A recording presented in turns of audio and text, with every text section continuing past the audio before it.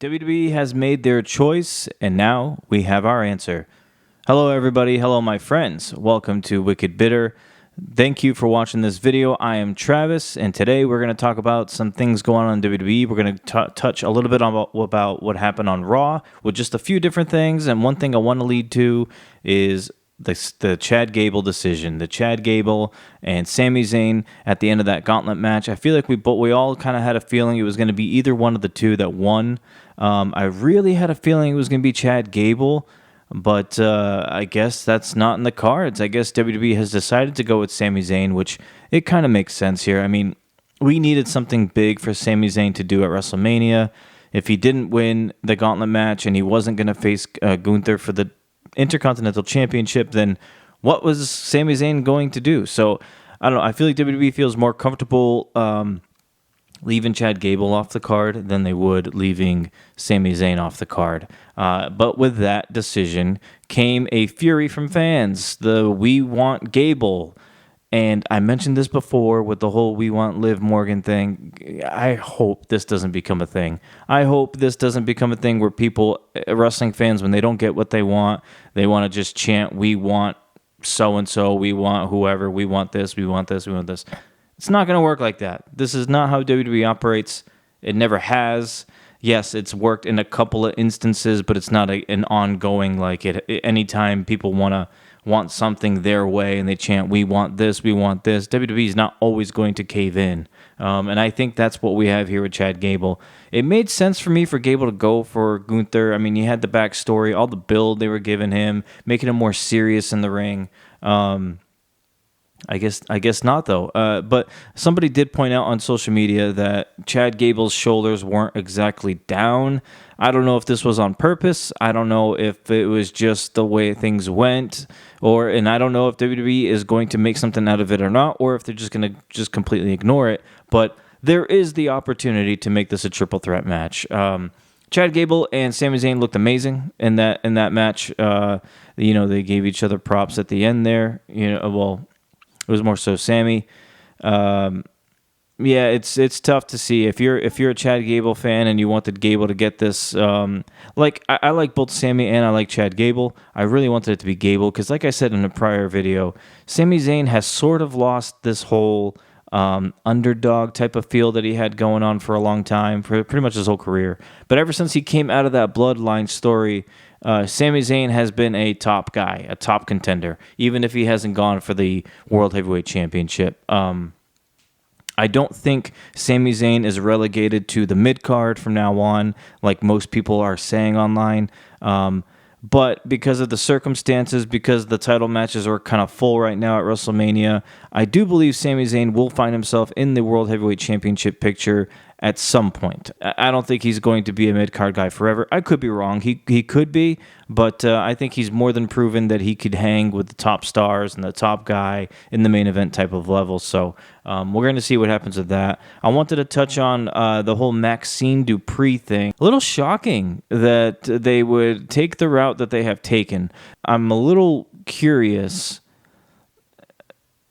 where they're going to go with it, because Maxine Dupree, for you who don't know, got really booed out of the building during a house show, I think a couple of weekends ago, or maybe it was last weekend, and WWE has obviously and clearly picked up on this, and they're going to run with it. They're going to take this as a story for Maxine Dupree. So we got Candice LeRae, who I guess is now turning into a heel. I don't know what that does for her. I don't know if it's going to make Candice a breakout star. I don't know if it's just because it fits what they need right now. I don't know if it means that she's going to get a push with Indy or without Indy. But right now, it looks like they are in a feud with Maxine Dupree. Candice LeRae came up to her in the match. And during the match, during Maxine Dupree's caterpillar elbow handspring thing that she likes to do, whatever you want to call it, during the move, Candice gets in the ring and pretty much just talks smack to her and asking her, "Are you serious? And this is why people are booing you." And I'm like, damn, okay, so this is what we're doing. We're gonna take what happened in reality, and we're gonna make it into a story. I do like it. I like that. What I was a little surprised about was Candice LeRae's comment which at first her just criticizing her, saying, hey, are you serious? This is stupid. And if you think getting booed at an arena by the internet was bad, think about what the girls are saying in the back. Like, that's one thing. But for her to take it to the next level and just straight up saying something like, I wish your dead brother was here to he would be disappointed in you, or whatever, something along those lines. And I was just like, whoa, we're going to go there? This storyline's going to go there? This? But, hey, we're going to have to just watch it and see it how it plays out, because no idea where they're going to go with this. I can see that it's to get the fans who were booing Maxine on her side. It's going to get people to sympathize for Maxine. It's gonna work. It's gonna work. I feel like there's no way around it. I feel like generally speaking, people like Maxine Dupree. I think the only criticism is that she's not really in-ring ready, and people are booing her because of that. Not because they don't like her. It's just because she's not really great in the ring. But if we all look at the character of Maxine Dupree, her character is to be really vanilla and green in the ring. Like, that's her gimmick. That's why she's with Alpha Academy. That's why she has Master Gable. And that's why she has Otis teaching her, showing her the ropes, showing her how to wrestle. That's her gimmick. And they found themselves in a position where it works, because if she was just by herself, right, she wasn't going through the whole Alpha Academy thing or whatever, and she just came in as an individual wrestling and people booed her, I could understand.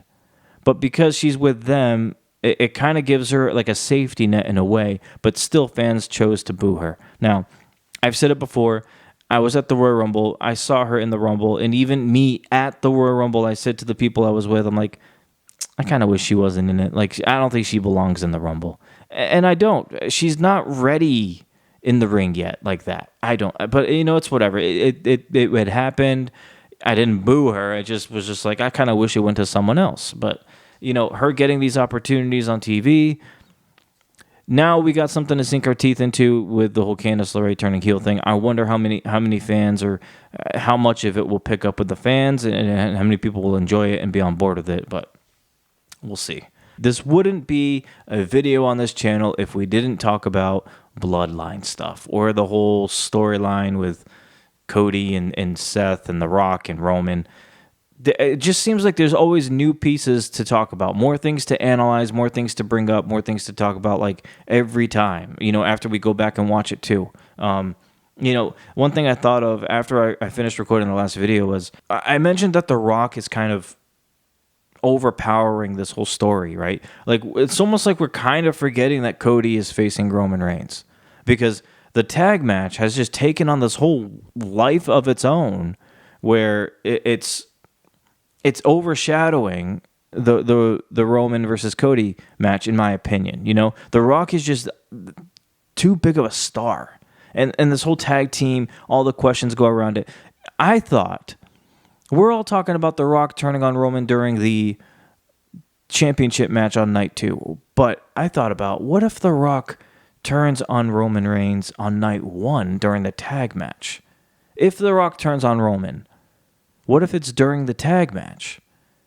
The reason is, and I had this worked out in my head before, now I'm trying to retrack what my reason would be.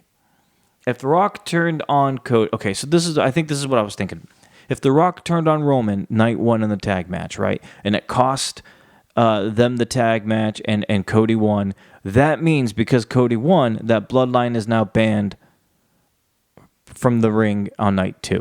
So it's like The Rock screwed over Roman Reigns, because The Rock knows, hey, I want to make it fair for Cody, because The Rock is really after Roman Reigns. It's not really after Cody. Rock was originally after Roman Reigns. And all the things that we're seeing with The Rock do, putting up the L, looking at the way he looks at Roman Reigns, the way he's reluctant to bring it in for the handshake and hug. And the other things I noticed too, The Rock doesn't stand behind Roman Reigns like all the other Bloodline does. Jimmy, Solo, Paul Heyman, all behind Roman. The Rock never stands behind Roman. And The Rock is always at the same, where Roman stands, it's like where The Rock stands, but kind of like a couple feet away. And that's another thing I wanted to point out. The Rock, every time they're in the ring together, The Rock and Roman in the Bloodline, The Rock is always standing like by himself. And then you look over, and then you got the rest of the Bloodline all standing next to one another. And it's like Paul Heyman doesn't even speak either, really. You never hear Paul really talk anymore during this whole thing. I don't know. I just feel like there's so many elements here, and we're just trying to work through them at all, right? So I thought The Rock could turn. If The Rock turns on Roman, everybody's talking about during the Cody versus Roman match, but what if The Rock turns on Cody during night one, during the tag match, costs Roman Reigns that tag match? That way Seth and Cody win, and then night two, Bloodline is barred from ringside. And then that is where you would bring in Tama Tonga or Cody Rhodes to turn, or Seth Rollins to turn on Cody Rhodes. I don't know if they would do this. I don't know if they are going to plan on turning Seth Rollins into a heel. But if they want Roman to beat Cody again, right?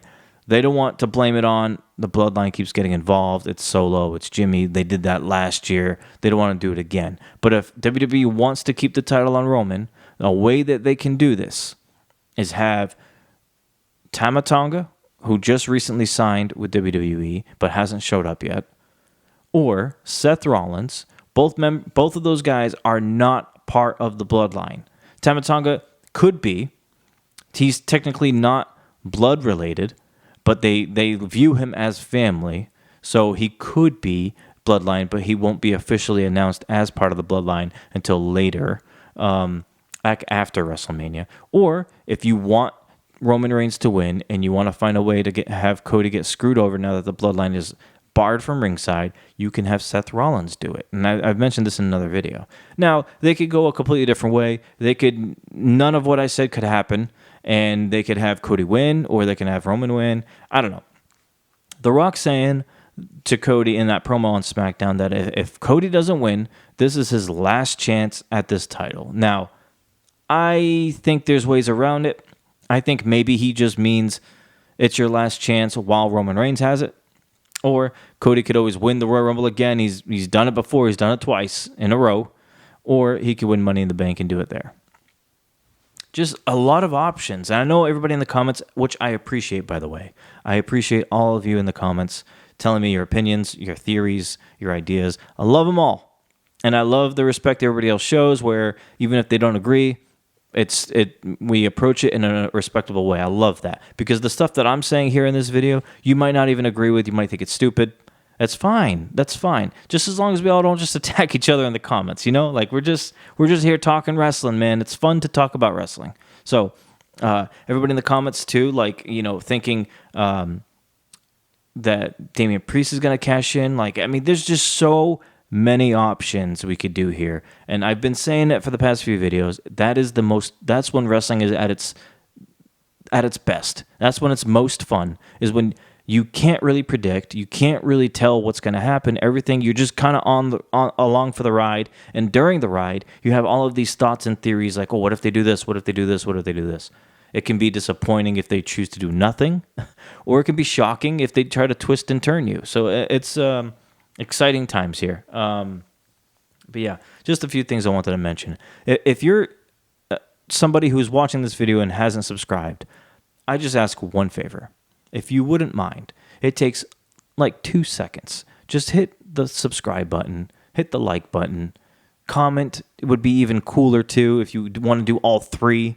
You don't even have to turn the notification bell on if you don't want to. If you do, it's even cooler. But yeah, if you do those things, it helps me. It helps this video. It helps YouTube put this video out to other people who may not even be subscribed to this channel or even find this channel. But the more likes and comments this video gets, it gets pushed over onto other people's timelines, which does huge things for me, and especially because I'm trying to reach a large group of people who all enjoy wrestling and want to be in conversations with one another. So if you haven't subscribed, I ask that you please do. And yeah, just everybody, I appreciate all the support everybody has given me and this channel. I truly do enjoy going through the comments and responding to all of you and talking to all of you and getting emails from all of you. It really does make me extremely happy because this is exactly what I wanted this channel to be, and I hope that it continues to be. Until the next video, I hope you all have a great week. I think this will be Wednesday for you if you're watching on Wednesday. If not, whatever day you're on that you're watching this, I hope it's a great day for you. I hope it's a great rest of the week for you. Have a fun weekend. Got some family coming into town, so that's going to be pretty fun. Get to hang out with some family. But yeah, until next time, guys, thanks for watching this video. And as always, stay bitter.